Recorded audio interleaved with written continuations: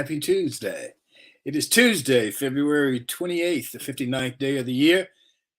306 days left in 2023, and welcome to another edition of Tuesdays with Thom. First of all, those of you who were with us last week, we apologize again. We had a lot of technical difficulty. Hopefully today will go smooth. Sylvester Kroom, who was our guest last week, will be back with us on the 14th of March, I think it is. So we look forward to having him. We were looking forward to having a great show with him, and he was looking forward to it. And it just, sometimes technicalities don't work out in this new technical world that we live in, and it didn't work out last week, but hopefully we'll have him back and everything will be good, as they say. So it's been 5 years since Emily Hedrick joined us at Best Girl. I met her at the Auburn Hotel where she worked as a server. I think she was in her last year of school at Auburn University. She was one of those students that needed to work to pay for her education, and she didn't mind working. I admired her for it. We hit it off, and I would sit in her section when I had my lunches there. She later introduced me to her boyfriend, Jay. And Emily was from Maryland. Jay is from the Philippines. To cut to the chase, Emily came to work with us as the communicator. She responded to interview requests. She created the newsletter. She handled our social media, assisted with clients, and more. Today, all of us at Best Girl want to celebrate Emily and Jay as they celebrate their firstborn, Isaiah Remy Yaranon. Congratulations, Emily and Jay. Welcome, Isaiah, to the Best Girl team. Our G-list guest today is Tené Kosmyna, and if I'm pronouncing it incorrectly, we'll get it correctly when she comes on. Tené is the president of the American Business Women's Association, the Emerald Coast chapter. The organization is hosting an International Women's Day event in Fort Walton Beach, Florida, in just a few days, on March the 4th. We look forward to our conversation with Tené. This edition of Tuesdays with Thom, of course, is sponsored by our partners, the Best Girl consulting firm. Best Girl has been providing customized solutions to executive issues for over 34 years. Let's hear from Best Girl. Best Girl is a consulting firm that provides customized leadership, access and inclusion, public relations, communications, and organizational consulting services. Clients include Fortune 500 companies, utilities, higher education institutions, small businesses, and associations. Best Girl's team of consultants, led by Joyce Gilly-Gossam, Emily Hedrick, and Sean Jones, partners with business and education clients to promote organizational effectiveness, communication, motivation, and leadership, with always an impact on the bottom line. Best Girl's customized consulting services include strategic planning, corporate communication, executive coaching, fundraising, and economic development. It's the solution that fits your needs. So let's go to our roundtable regulars and introduce Barbara Wallace-Edwards and Michael Walker. Barbara Wallace-Edwards is a regular, as you guys know, and so is Michael. So we'll just go straight to him. Barbara, how are you this morning? I'm doing well, Thom. How are you today? I'm doing great, thank you. I understand you were at the women's basketball game this past weekend. I was. I got a chance to go to the women's game on Sunday. Auburn played Vanderbilt, and I'm happy to say Auburn won that game. Congratulations, Coach Jay, and the Auburn women's basketball team. And they had the first women's scholarship recipient. Athletic scholarship recipient there is the guest coach. Marianne Melton came back, and she was the guest coach. And my dear friend Wendell Merritt Jordan, who they played together during their time at Auburn, was also there, and they got a chance to see each other again. They hadn't seen each other in, I think, over 25 years or something. So it was a good reunion, and several other former players were there. Loretta Freeman Booker and Terilyn Dawson, and it was a great time. And the two Merritts have the same last name. Same last name, right? Same high school. Yeah, same high school? Same high school, yes. They went to high school together. Marianne was actually 2 years older than Wendell, but they attended the same high school, lived in the same community. So that's great. Yes, it was great. That's great. Well, good deal. I want to talk to you about the International Women's Day event, but let's go to Michael. And Michael, how are you this morning? Doing well, TG. Barbara, good morning to you as well. Doing Good fine. morning. So Yeah. you're kind of duded up today. Yes, he is. All dressed Yeah. up. Well, as we used to say, we knotted up and stuff. But yes, I'm in the DMV. And like I said, it's not the Department of Motor Vehicles. It is the DC area, Maryland, and Virginia. That's what they refer to themselves. And I'm here for the National Association Benefit of Insurance Professional Legislative Conference. So that's where we go over and talk to our elected officials. And Thom and Barbara, I'd just like to let you guys know that tomorrow I will be leading the discussion with the Honorable Raphael Warnock, the Oh, senator from the great state of Georgia. congratulations, Michael. That's Yeah. great. Yes, I yes. thought you were going to be working with Margie Taylor Greene, whatever her name is. Yes, she's known as MTG here. And as a matter of fact, I was looking forward to having a sit-down conversation with her. But I found out last night that she's not on the schedule. And when I asked our person who set the appointments, I said, what about Marjorie Taylor Greene? And she looked at me and said, we're not scheduling her. We never will schedule her as long as I'm doing this. Did you say why? I just left it at that. I didn't even want to get into You it. probably knew why. Yeah, I knew it was obvious. You know, as you get, I guess, older, it starts to look like the Senate is more of a serious body than the House of Representatives. And that you can be in the House, because you got to run every 2 years. So that's a whole different ballgame in the House of Representatives. But I think you got more characters in the House of Representatives than you do. The Senate is a little more staid and, serious. House of Representatives, you can have somebody who tells a lot of lies and That's whatever. obvious. That's pretty obvious these days. Do a little grandstanding. And, one of the things that MTG, Marjorie Taylor Greene, is now advocating for is a divorce within the United States. Wow. She said America needs to have a divorce. So divorce from who? Each other.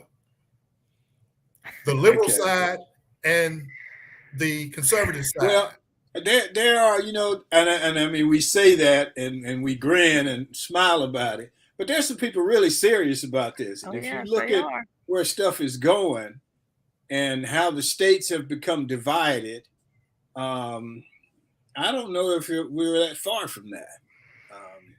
Well, I hope I'm hoping that doesn't happen, but yeah, you never know. I don't think so. Exactly. She's just grandstanding and trying to get votes, and it's pretty funny. You guys remember the election and Fox News, they were all in Trump's corner, talking about the stolen election and all that.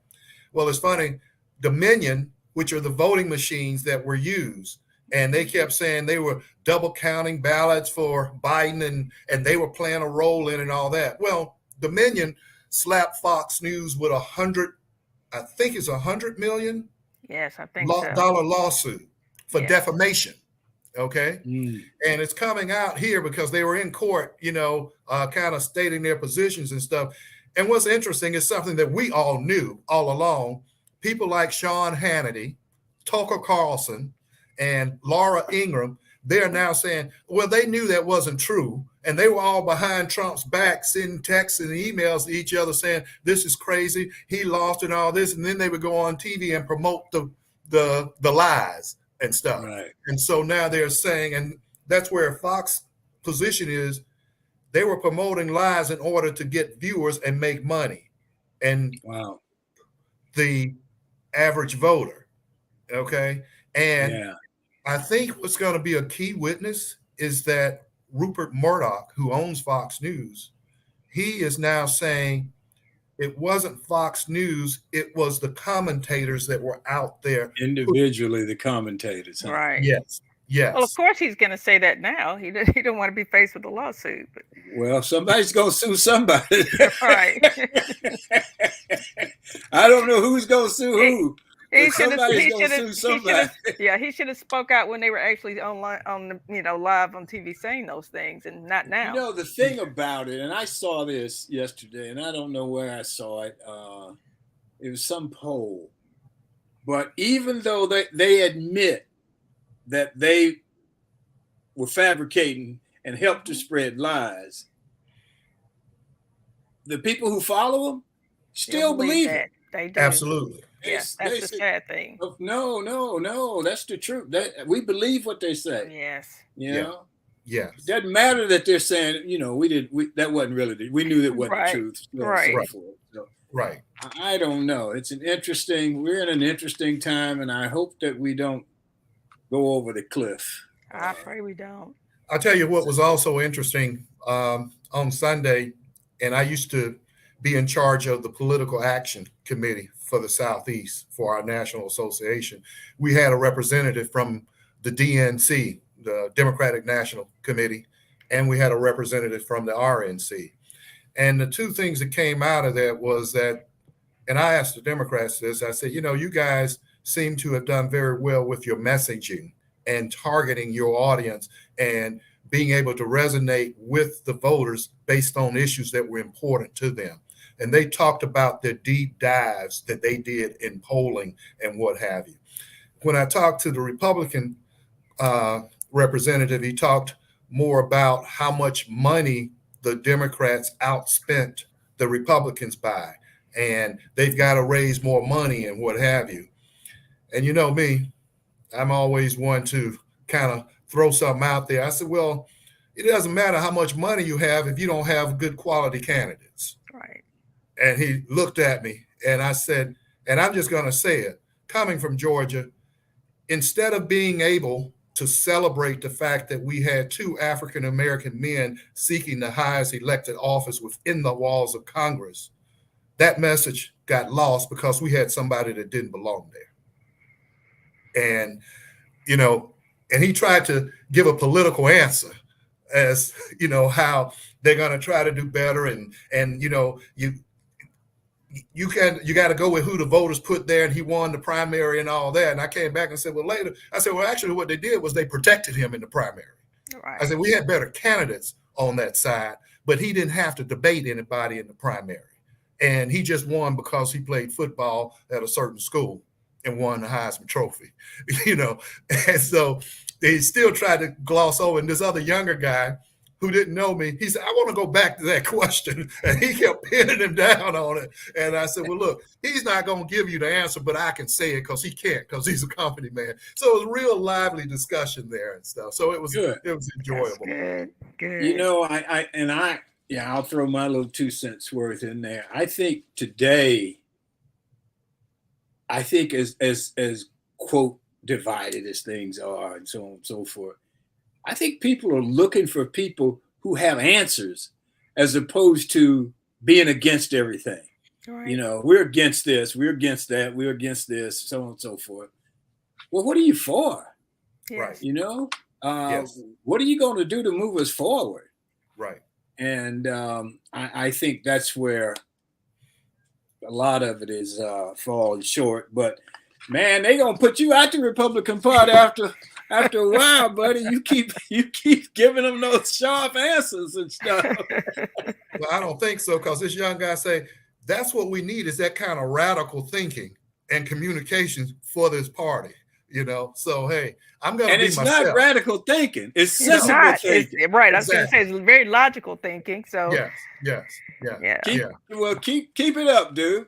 So let me ask you guys. I got a couple other things. As we end Black History Month, we look back over things, and when we talk about Black history, we generally talk about things that happened in the past. It may have happened 100 years ago, and so on and so forth. But there's a current Black history.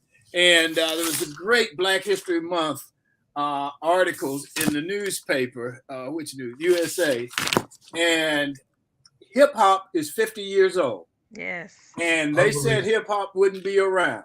Right. And it's still kicking. And some of the people who started out in hip hop are now some of our big stars, like Queen Latifah and what's his name? LL Cool J. LL, LL Cool J. Right. I remember who was that called him LL Junebug. Somebody called one of those comedians. Also, currently, HBCUs have an endowments totaling $2 billion now, which is a long way from where they were. Now, the predominantly white institutions have $200 billion in endowment. Right. But the 10 largest HBCU endowments total $2 billion. Women, the editors of the major newspapers today are women. Executive director of the State Journal Register in Springfield, Illinois is Alicia Richardson. Mary Irby Jones is executive editor of the Courier Journal in Louisville, Kentucky. Catrice Hardy is executive editor of the Dallas Morning News. Wow. Named executive director, Monica Richardson is executive director of the Miami Herald, and Sheila Raymond is executive editor of the Buffalo News. So there is current history being made as well. Now, one thing about it is kind of like football teams. When the black guy gets to be the coach, the team ain't worth for you know what. Well, let's give it to him. Yeah, that's what they say. All those, newspapers are pretty much going out of business. They are. But you got also, I think, and we talked before the show came on, we talked about policing and this incident. Barbara, you may want to talk about that. This incident that happened in, what'd you say, Knoxville? Knoxville, Tennessee. But give me just a second. But today, there are more black police chiefs than ever before, and they're trying to walk this line between the communities and policing. And so maybe as we progress, our black history will become more current. Yes. So, Barbie, you want to talk about the situation in Knoxville? I will. I don't know how many of our viewers were able to see the video of the lady in Knoxville, Tennessee. It was a lady, Miss Edwards, who was actually at the hospital to have services to be checked out. She was having breathing difficulties. She said she was having chest pain, and I think this was the second hospital she'd been to in Knoxville. The hospital discharged her, said there was nothing wrong with her. They discharged her and had her sitting outside in a wheelchair, but she wouldn't leave. She kept saying, "I'm sick. I'm really sick. Somebody needs to check me out. I don't know what's going on with me, but I cannot breathe." And you could tell she was having difficulty breathing. Shortness of breath was very visible. So the police arrived and they basically told her she had to leave. She repeated over and over again, I cannot walk. I cannot get up out of this wheelchair. So they said, well, we're going to have to take you to jail. These are your choices. You leave or you're going to be arrested. Eventually they did arrest her, put her, had her in custody, was trying to put her in the back of it appeared to be like a paddy wagon, no paddy wagon as I remember them. But she kept saying, I can't step up in it. And they were like, you're faking. They kept telling her she was faking, that the hospital didn't find anything wrong with her. She had to lift her legs because they were not going to pick her up. It was inhumane, the treatment that they were giving to her. They kept saying, we're not going to pick you up. We're not going to help you get up there. You got to get up there yourself. So they just threw her in the back. Well, she was laying out because it wasn't even a seat inside there. She was just laying, her legs were on the floor. Her body was inside the back of this vehicle, but they couldn't get her up in there. So they finally called a police car, the cruiser, and they were trying to shove her in the back of this car. They finally pushed her in head first. She's laying on the back seat. She kept saying, I cannot breathe. Please, I need my inhaler. So they go in her purse, and one of the policeman was like taunting her. He's like, I don't see an inhaler, but I see some cigarettes. You want a cigarette? You want to smoke? Since you can't breathe? It was the most inhumane treatment I have ever seen in my life of a human being. And there was a 20-minute route between the hospital and where they were taking her. They ended up stopping along the way because there was a traffic accident. She stopped talking during this commute, and when they stopped, they opened the door to check on her, and they kept saying, you talk to us, you're not speaking, and she still wasn't saying anything. The policeman grabbed her by the back of her hair, pulled her head up and say, I don't think she's breathing. And all of this is on the video. And she died in the back of that police cruiser. Wow. Sad situation. So wonder what'll happen there. Yes, I don't know. She has family. As of yesterday, none of the policemen had been, you know, been put on leave or anything. They were still on the force. And they said that they were investigating the situation. I'm going, I just investigated it watching the video. I know everyone involved was guilty, it appears. So it's just really sad. Yeah, there appears to be a lot of blame to go around. First of all, you look at the practitioners or the clinicians at the hospital. Hmm. You know, you have a patient telling you that they're sick, they're not feeling well, and you're saying you can't find anything wrong with. Why not observe her, put her in Right, observation right, overnight, so that if something comes up and your whatever system you use detect, oh, here's something, okay, then she can get immediate care. But instead, right. they discharge her, and in discharging her, they call the police on her, and all they think about doing is arresting her. And Exactly. so I think there's blame to go around. There's certainly Almost definitely. culpability on Was everyone's part. she? I'm sorry. Go ahead. Was she an obviously a poor woman? I mean, did she? Yes, you could Okay. tell. And I mean, and even the policeman was so inhumane. They were like, I just feel dirty touching her. And once they Oh got her God. in the vehicle, one of the other officers was spraying down the officer that had helped her in with Lysol. It's like, man, let me clean you up. So they're just mocking her and taunting Yeah. her. Absolutely. Yes. Yeah. Yes. When they did find the inhaler, they finally found an inhaler in her purse and they threw it at her. So she's Oh trying my to God. grab it and trying to get it to her mouth, and it was painful to watch. Hmm. Let's on the other side of that, and I think I saw this on one of those little videos on Facebook. But there's this it was in Los Angeles, in Santa Monica. That's why I started watching it because that's where Hmm. I live. Right. And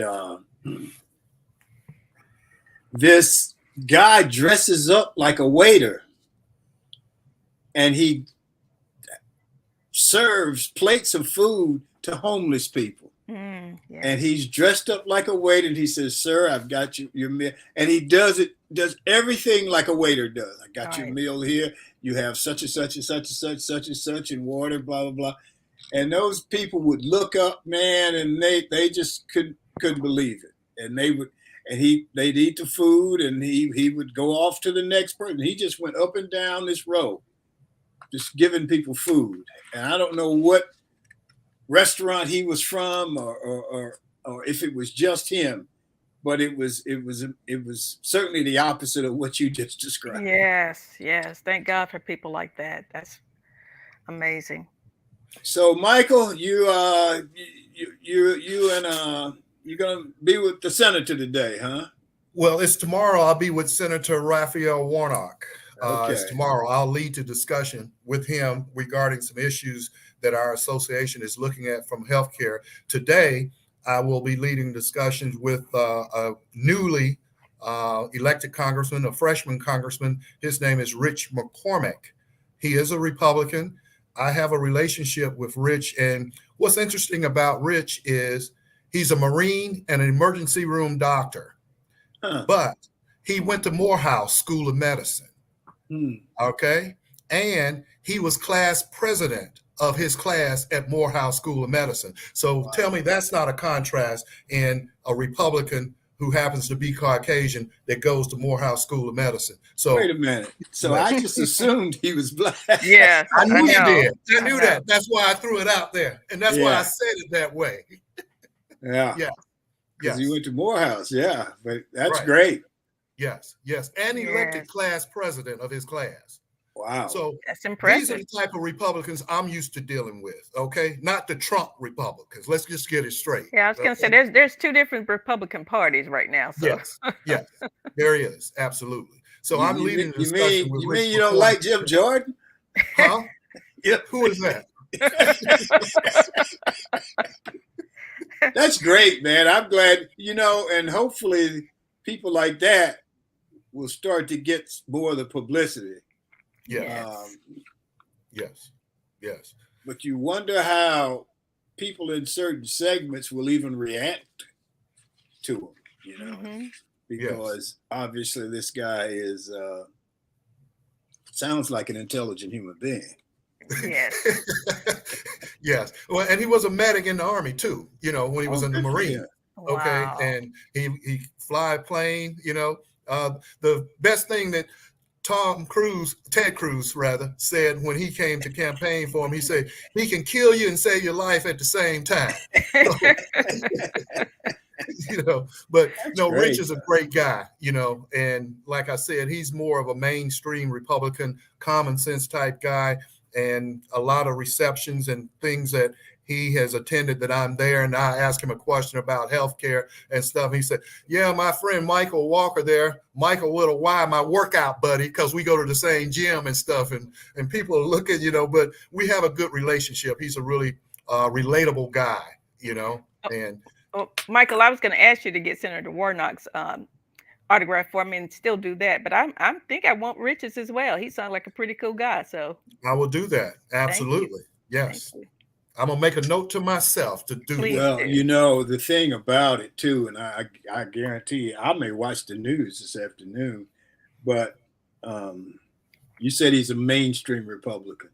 And what's unfortunate is guys like that aren't getting the publicity. Right. They are not being celebrated as mainstream.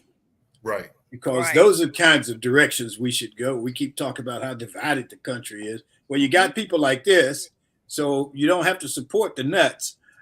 You can support people like this who are trying to make a difference, trying to make a positive difference. Right. So anyway, go ahead, Michael. You got it.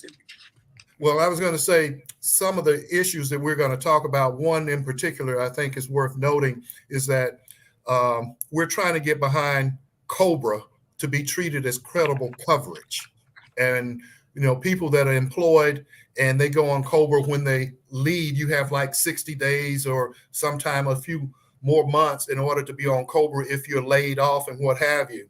Well, when people go on COBRA like that, and then they age into Medicare, in particular, sometime when people turn 65, the employer will kind of push them off of the benefit plan because they assume that they may not be in good health or what have you. And so they want to keep the prices down. So they say, go get your own insurance, or, you're no longer on the plan. So they go on COBRA for 60 days. So then when they turn 65 and get ready to apply for Medicare, they get penalized because they said they didn't have credible coverage. But what's ironic about that is when you're on COBRA, it's the same plan you were on when you were employed. Yes. And so we're fighting to make sure that those people are not penalized and treated as though they did not have credible coverage when they had the same plan. That doesn't make sense, does it, Thom?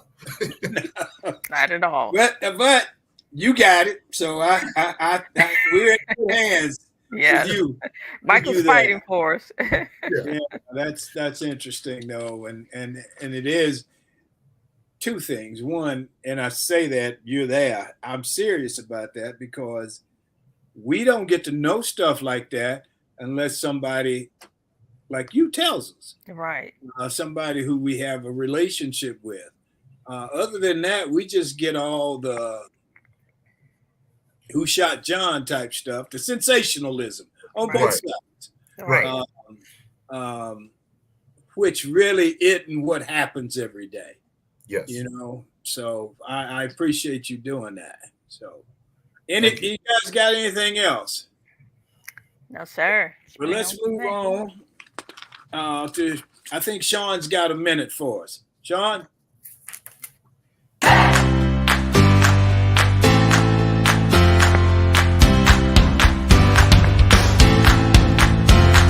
Good morning. My name is Shantia Jones, and this is Got a Minute. Tomorrow marks the first day of Women's History Month. Every year, March is designated Women's History Month by presidential proclamation. The month is set aside to honor women's contributions in American history. Did you know Women's History Month started as Women's History Week? Women's History Month began as a local celebration in Santa Rosa, California. the Education Task Force of the Sonoma County, California Commission on the Status of Women planned and executed a Women's History Week celebration in 1978. The organizers selected the week of March 8th to correspond with International Women's Day. The movement spread across the country as other communities initiated their own Women's History Week celebrations the following year. Now, before I go, here's a quote for you. As women achieve power, the barriers will fall. As society sees what women can do, as women see what women can do, there will be more women out there doing things, and we'll all be better off for it. Ruth Bader Ginsburg. Thank you all for joining in. My name is Shantia Jones, and this is Got a Minute.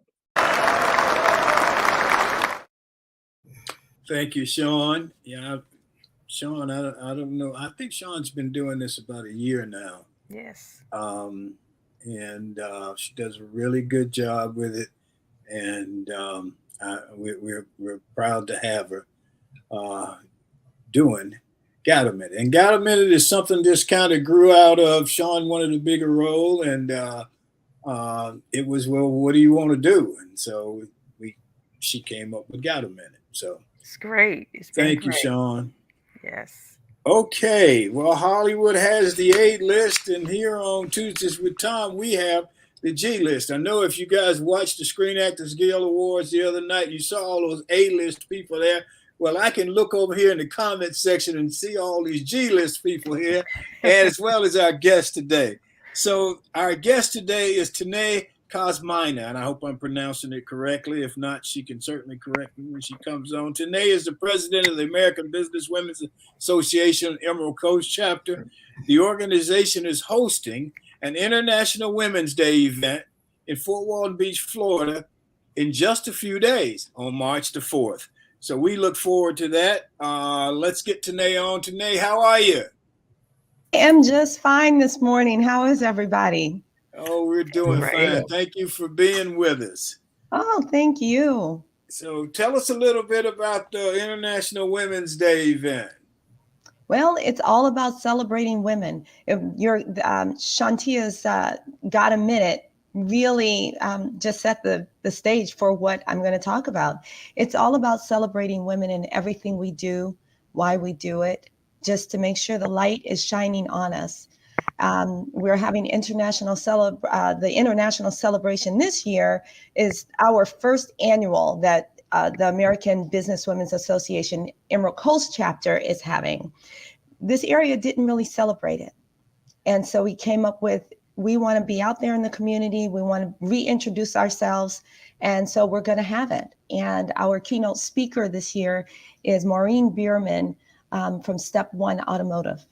But we will have other speakers and activities, a lot more workshops as the day goes on.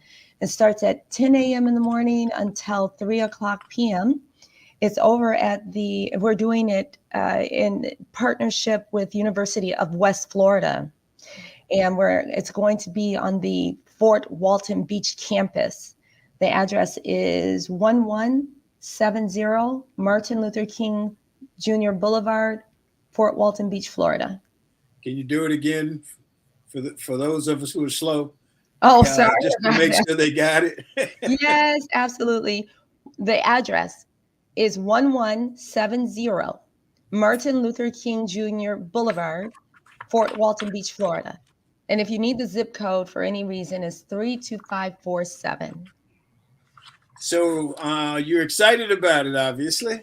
Oh, well, just a little bit. Well, you know what? As women, women rock. And I am totally excited about this because this is purposely to focus. You know, when you have energy, when you're starting, let's say, a fire, you have to have that focusedness on what it is you're doing so that the fire can burn. And this year, women are being highlighted. We're being spotlighted. We're saying, hey, look at us. Look what we can do. Look at our achievements. And basically respect us for what we can do. The other night, I just watched a little bit of the Screen Actors Guild Awards, and I don't know if you guys saw it, but this lady Michelle Yeoh won for this for her movie. I can't think of the name of it. It's kind of got a long name, but Jamie Lee Curtis got up.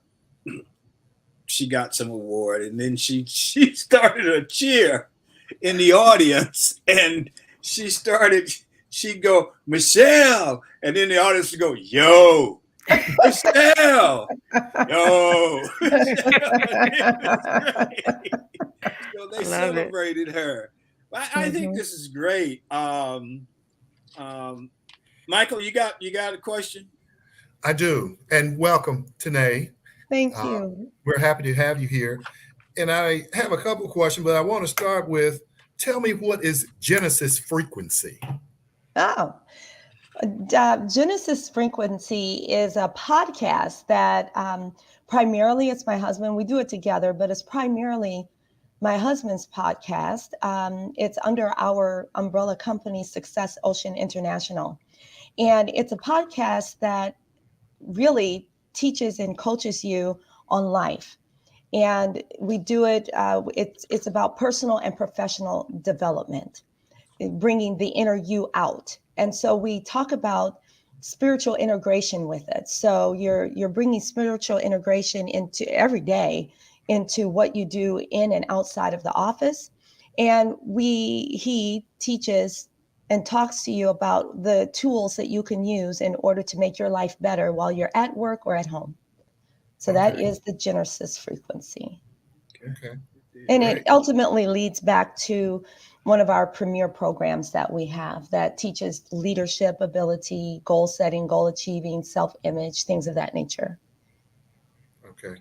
All right. Let me just go back to Michelle Yeoh and say that the film is Everything Everywhere All at Once. Okay. I haven't seen it yet.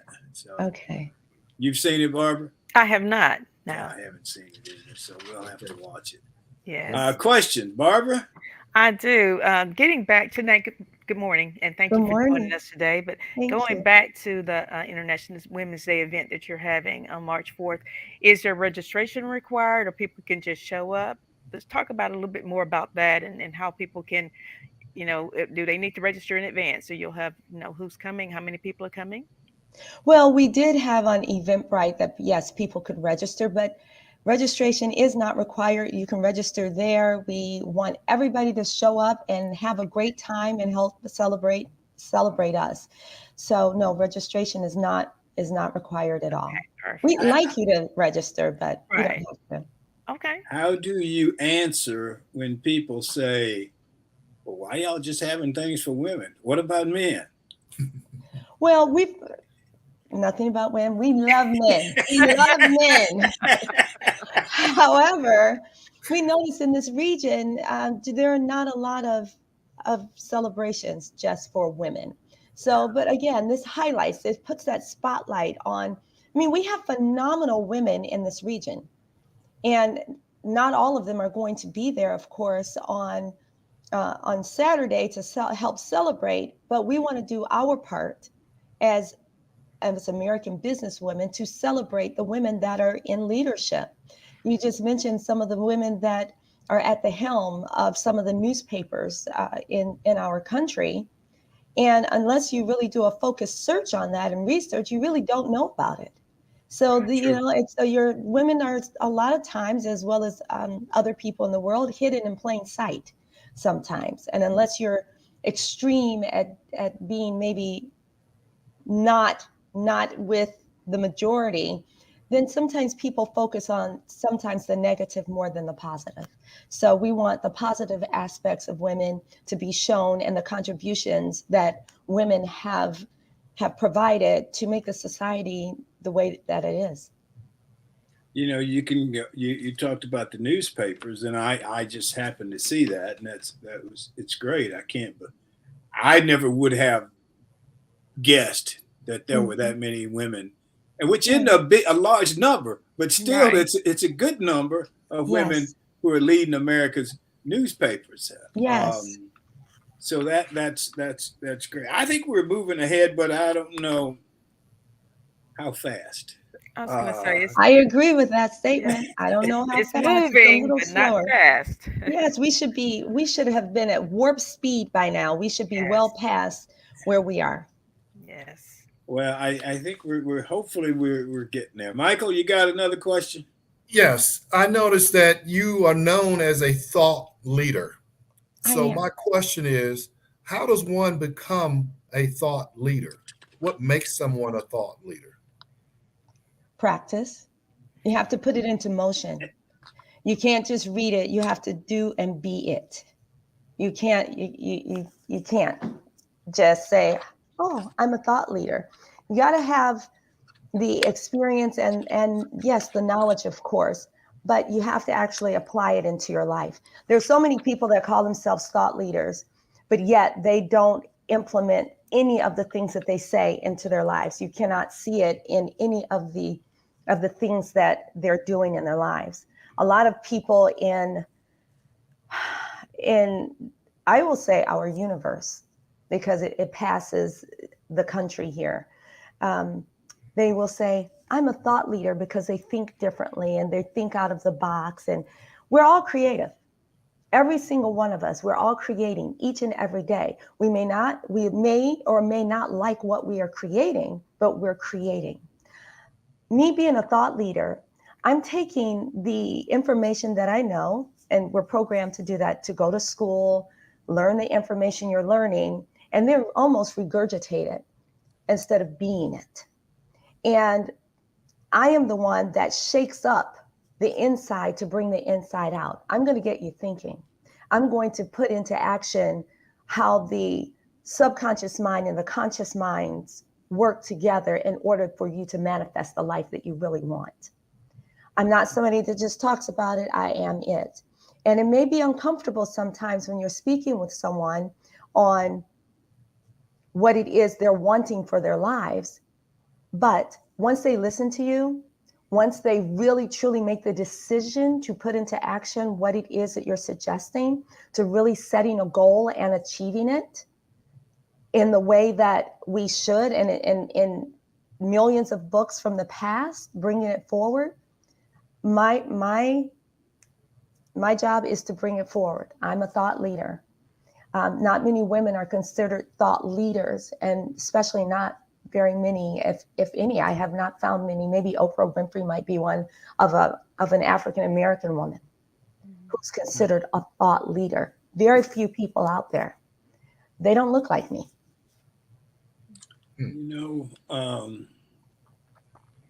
Joyce put a note up here that says Ruth Bader Ginsburg was asked how many women need to be on the Supreme Court for there to be equity, and her response was, "When there are nine." So, Mm-hmm. in other words, Right. Mm-hmm. that's interesting. Mm-hmm.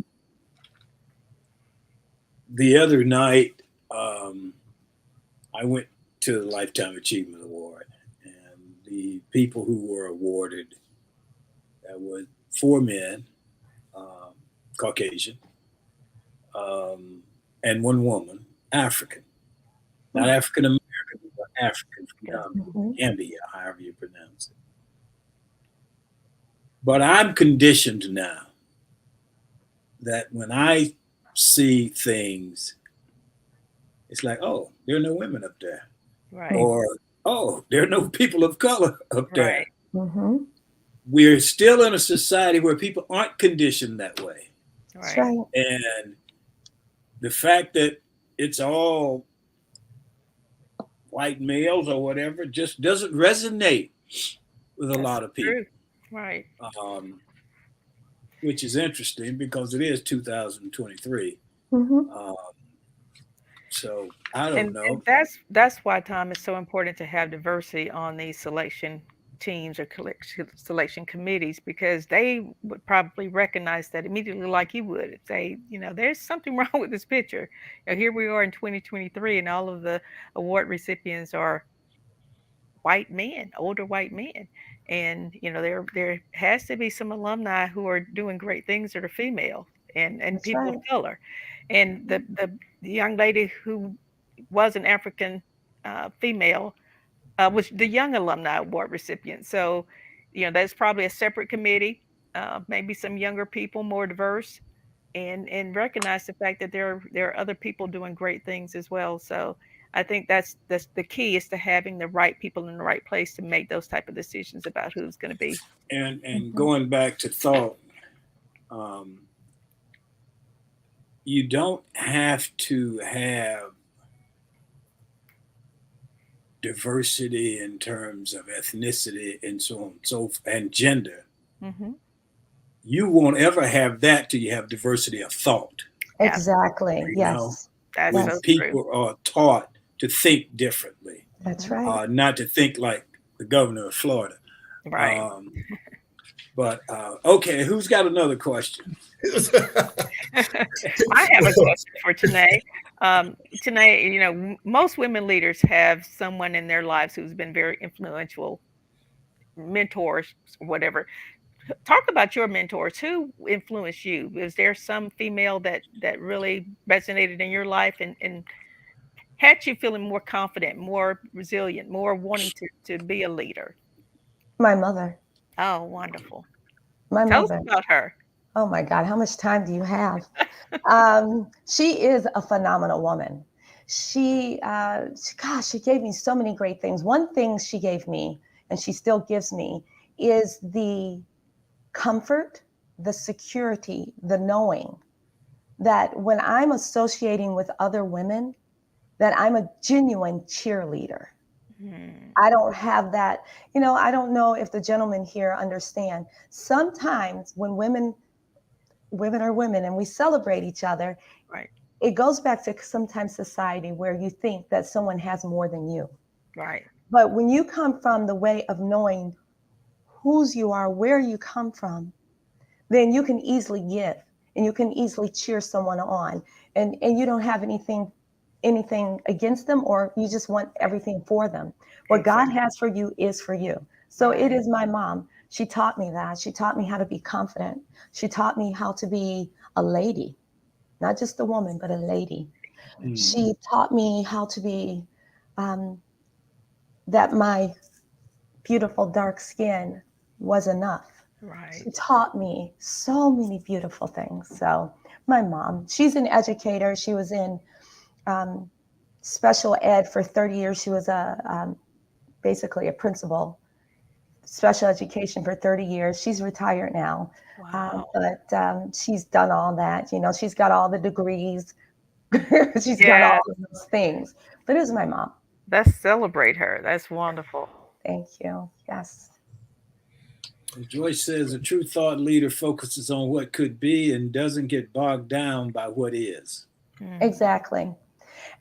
When you start to, just because, so I learned this phrase and I do believe it: mental activity does not necessarily mean that you're thinking. Right. Mm. Okay. Mhm. So she's absolutely right. So once you learn how to think and how the logic and the reasoning work within the mind, and I should say in the brain, Mhm. then you'll start to produce different things, because what comes through the conscious highway consciousness of the mind, if you stick on it and stay on it repetitively for a number of minutes, years, it's going to eventually transfer and press upon onto your subconscious mind. And then that's going to put the body into action. And that is what's going to end up going out into what we call the universe, the ether, to bring back exactly what you have been thinking about. So to get people, I'm a thought leader. I'm teaching you how to think, and we're a feeling universe. I'm teaching you how to feel so that you really can get what you want and not what you think you want. You're getting clarity about what it is you want. It's all the law of attraction. It is all there to get you from where you are to where you want to be. So she's exactly right. So it may be a little hairy sometimes when speaking with people or trying to get the message across, but I'm a thought leader. I want you to think because I want you to have everything you really want in life. Wonderful. So, um, people who, your website is Success Ocean, like the ocean, OCEAN, successocean.com, for people who want to get in touch with you and maybe have this discussion further. Successocean.com, for all those who want to get in touch with Tené. Michael, Barbara, you got anything else you want to discuss with Tené? Or Tené, you got anything we haven't talked about that you'd like to talk to us further about? Just to comment that with all the training that we do, the leadership training, the team performance training, I specialize in the hospitality industry. I specialize in that only because it's an industry that they don't teach a server, a cook, maintenance, or anybody else how to perform. They hire you, they ask you a question of how many years of customer service experience do you have? You can have 1 or you can have 100. It's the personal, it's the soft skills that actually are going to get the company more money. Right. I agree. So I do it in the hospitality industry. And I just want people to be better. I want them to be able to give that service so that they themselves can perform the way that they so really want to perform, and have the company have the money that they want as well. So I think that's great, because if you travel a little bit,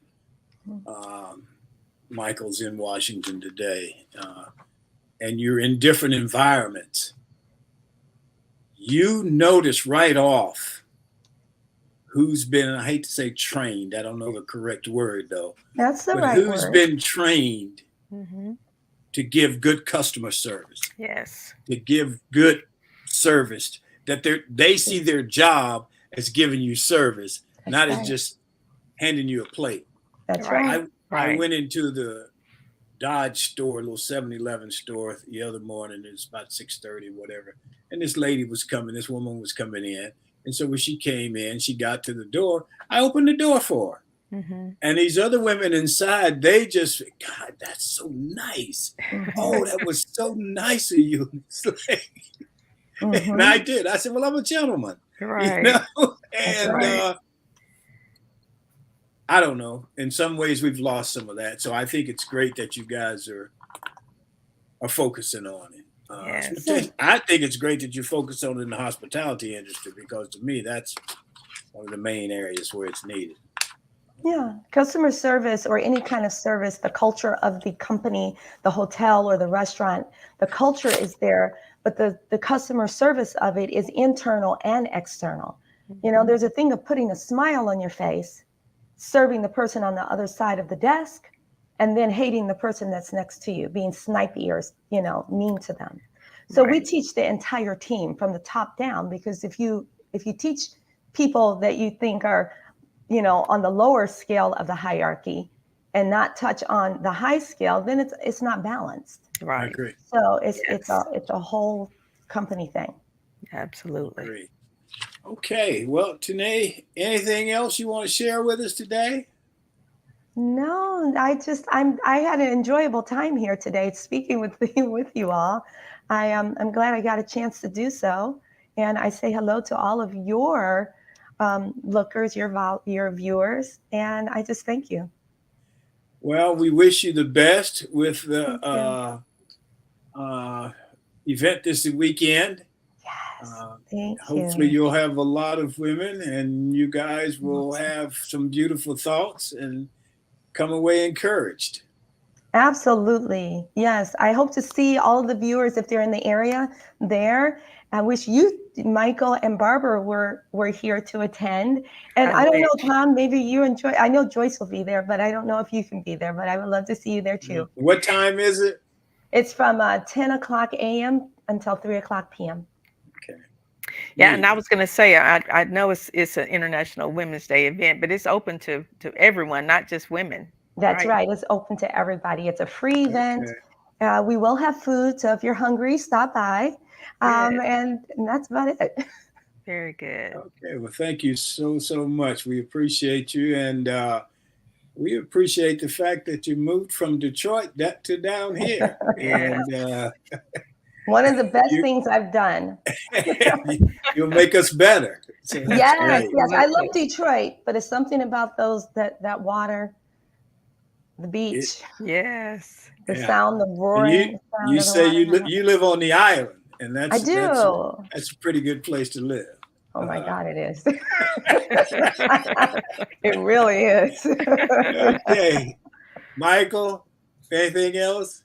No, I just want to say, Tené, thank you very much. It's been a stimulating conversation, and hopefully we'll have an opportunity to exchange thoughts again. Absolutely. Thank you. Yes, I like that. Yes, absolutely. Barbara, Thank you for joining us today. You've been a pleasure to have on the show today. Thank you. it's Thank been you great, very and much. we hope to have you again. And I wish you all the success with the event this weekend. And Yes. Thank you very much. Thank you. maybe I'll be there. Uh, Thank you. I hope to see you. okay, thank you very much. All right, let's give Tené a hand.